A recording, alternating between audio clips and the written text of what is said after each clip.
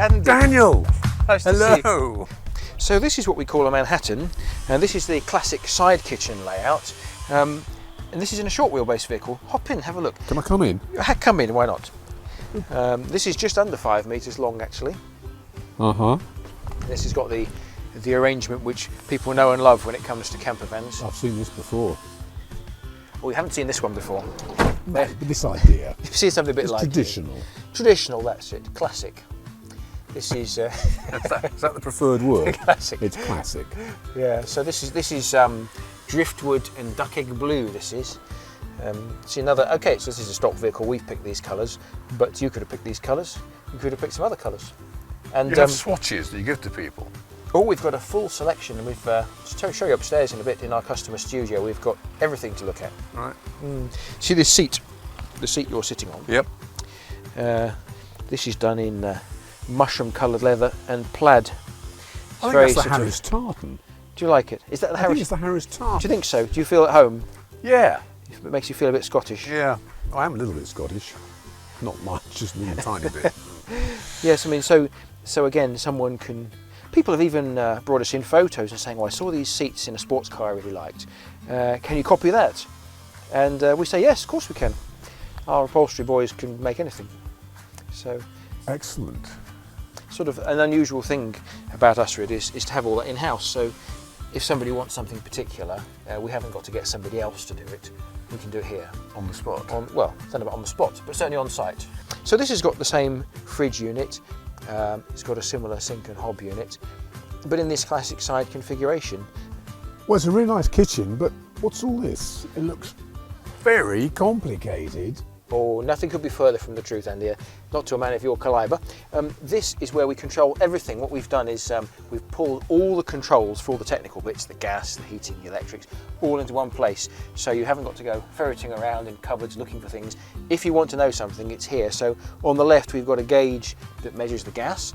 This vehicle hasn't got an old school gas bottle. It's got a tank mounted underneath. You can fill up in the petrol station. Oh. It's easier, it's cheaper. You can store more gas. And there's no fiddling about with gas bottles, no concern about have you done it up tight enough and soapy water bubbling the joints. And it gives you more space inside It the does. van. It does. Well, we've saved another cupboard, you see, which, as we said earlier, space is such a premium in a camper van. You've got to save it where you can. So this lets you turn the gas on and off from the panel here, and it shows you how much you've got. You see this one's virtually on empty. You see it's got a little red light flashing, saying you've almost run out. It's accurate. Yeah, it's pretty good. Yeah, it works the same as the float gauge in your fuel tank. Yeah. It has a little float because LPG, when it's stored, is liquid. You probably know that. So it floats in it and it shows how much you've got. So that's great. And the solenoid means you just click the button. Hear a little click there. That's turned off. Nothing to manipulate manually. It's automatic. These controls here for the thermostatic gas heating, which again is mounted under the floor, so it's not taking up valuable cupboard space. You can turn it on to just the fan or the heat as well, and the temperature you set here. You can hear that just firing up now. What kind of heater is it? That is a thermostatic gas heater. It's a Propex heat source system. Propex. Yeah, it's a very, very well established design. They've Yeah, been Propex. making it for a couple of decades. Yeah. So very reliable. And then we've got lots of different options on the lighting. There's 4 different lighting circuits.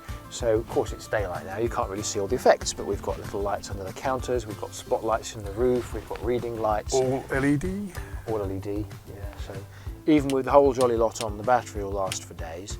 Isolators for the fridge and for the water pump, and then a voltmeter so you can see how your vehicle battery is doing, and how the campervan's own battery, the leisure battery, is doing. Right. And this all ties up with the charging system. So these vehicles can charge 3 ways. They can charge from the alternator, they can charge when you're on a campsite plugged into the mains, and they can charge on solar power. So right now you can see that saying 13.5 volts. That means we're getting some solar gain from the solar panel on the roof. Indeed it does, which is not bad considering. It's the middle of winter And it's not an amazingly bright day, is it? and we're in the middle of a wood. Exactly. And there are trees everywhere. We like our charging points as well. So there's 2 high current USB charging You points. can't have too many of those. You can't. And then there's a. You've got another one here. We have. You've got 4 USB charging points within touching distance. That's right. of So each there's other. there's another couple over there. There's another main socket over there. So 2 double main sockets, 2 double USB charging points, even a cigar lighter point if you've got something that plugs into one of those.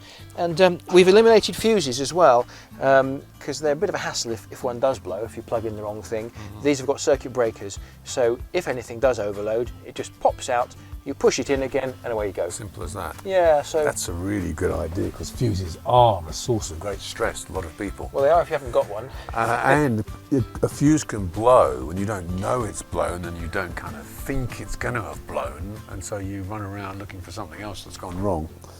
And That's with it. this, it's just They just pop out, and it's a little white marker, so you'd immediately notice it. You'd see a little white marker's popped out. I can't do it manually, can I? No, you can't make it. It'll only, it's a thermal overload, so Can I it'll Break it and make it can't do something. break something? short one of the sockets out with a screwdriver, I don't know.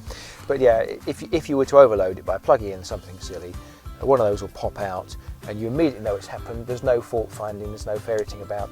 I don't know why no one else is using them. I think it's only I've not us. seen that. No, it's all old school fuses, but circuit breakers asking to be done, Andy, I think, really. Hey, makes sense to me.